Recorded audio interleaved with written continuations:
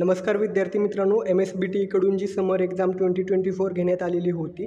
तर त्या एक्झामचा रिचेकिंगचा रिझल्ट खास करून जे विद्यार्थी second year final year D फार्मला होते त्यांच्या रिचेकिंगचा रिझल्ट आहे तो त्या ठिकाणी उपलब्ध झालेला आहे.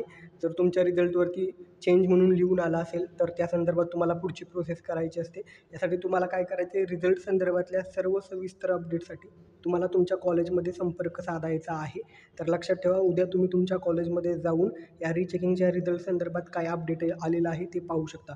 तुम्ही फोटोकॉपी मागवली असेल, नंतर रिचेकिंगला अप्लाय केला असेल तर त्या ठिकाणी तुमच्या रिझल्टमध्ये जे काही अपडेट आलेलं आहे तर ते तुम्हाला कॉलेजमध्ये पाहता येईल.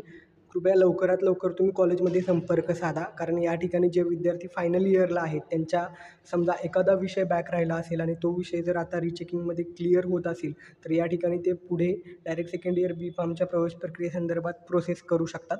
त्यामुळे या ठिकाणी लवकरात लवकर तुमच्या कॉलेजमध्ये जाऊन रिचेकिंगचा रिझल्ट जो काय आलेला आहे त्या संदर्भात माहिती घ्या.